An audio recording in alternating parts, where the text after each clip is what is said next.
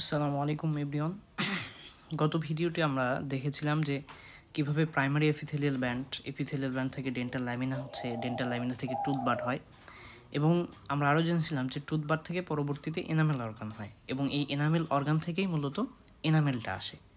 তো এই টুথবাড থেকে এনামেল অর্গান হওয়া থেকে শুরু করে একদম এনামেল ফর্মেশন পর্যন্ত এই এনামেল অর্গানটাকে বিভিন্ন স্টেজের মধ্যে দিয়ে যেতে হয় এবং এক একটা সময় তার এক একটা শেপ হয়।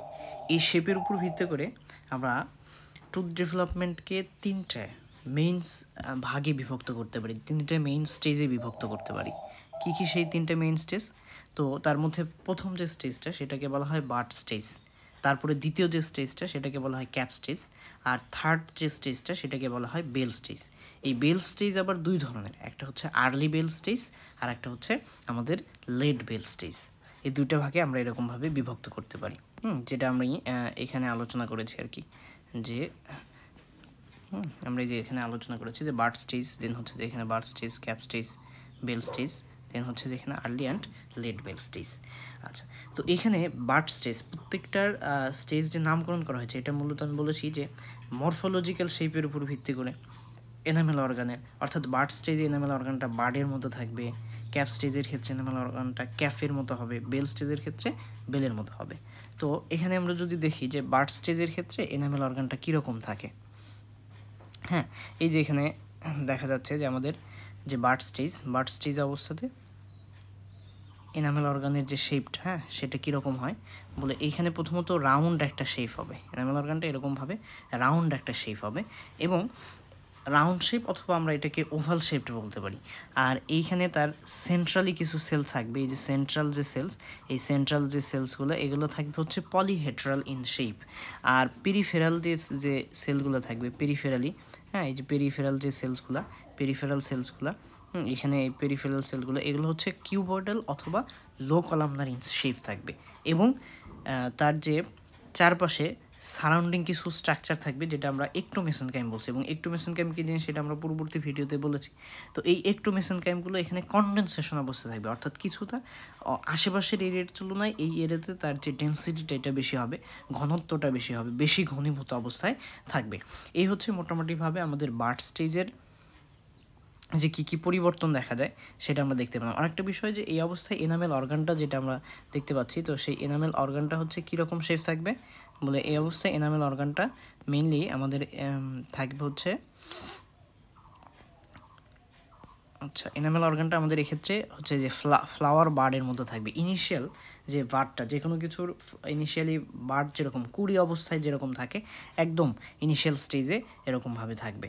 তো এই হচ্ছে আমাদের এখানকার যে ইনিশিয়াল মোটামুটিভাবে কথাবার্তা, যেটা আমাদের তাহলে কী কী বৈশিষ্ট্য আমরা দেখলাম। যে প্রথমত হচ্ছে যে আমাদের এখানে যে এনামেল অর্গানটা এটা হচ্ছে বার্ডের মতো থাকবে, এর সেন্ট্রালি থাকবে হচ্ছে সেন্ট্রালি এরকমভাবে পলিহেড্রাল সেল থাকবে এবং পেরিফেরালি থাকবে হচ্ছে আমাদের এখানে পলিগোনাল যে সেলগুলা, বা পেরিফেরালি হচ্ছে কিউবয়েডাল অথবা লো কলামনার যে সেল, সেই কিউবয়েডাল অথবা লো কলামনার সেলগুলো এখানে থাকবে। যেখানে আমি ক্যারেক্টারিস্টিক্স আলাদাভাবে তুলে ধরেছি। General organ is round shape, round or oval shape and look like a flower bud, and basement membrane which separates the enamel organ from surrounding ectomesenchyme। এটা হচ্ছে যে আমাদের এই বেসমেন্ট মেমব্রেনটা, যেটা এই যে বেসমেন্ট মেমব্রেন, এটা হচ্ছে আমাদের সেই বেসমেন্ট মেমব্রেন যেটা এই একটোমেসেনকাইম এবং আমাদের এনামেল অর্গান দুটোকে এরকমভাবে আলাদা করেছে। Basement membrane that surrounds the enamel organ and which separates the ectomesenchyme from enamel organ. এরপরে তৃতীয় যে ক্যারেক্টারিস্টিক্স আছে, two types of cell presence, central polyhedral cells and peripheral cuboidal or low columnar cells. তো এই হচ্ছে centrally আমাদের polyhedral cells, centrally polyhedral cells and peripheral cuboidal or low columnar cells. তো মোটামুটি বার্ড স্টেজে আমাদের এইরকম কয়েকটা ক্যারেক্টারিস্টিক্সই দেখা যায়।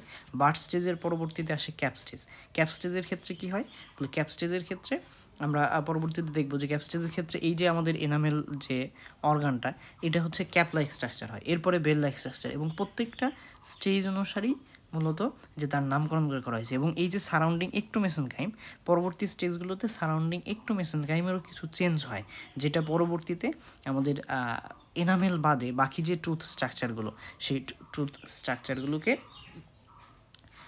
অরিজিন করতে অথবা ডেভেলপ করতে সাহায্য করে। তো ঠিক আছে, পরবর্তীতে আমরা ক্যাপ স্টেজের ভিডিওতে বিস্তারিত দেখব ইনশাল্লাহ।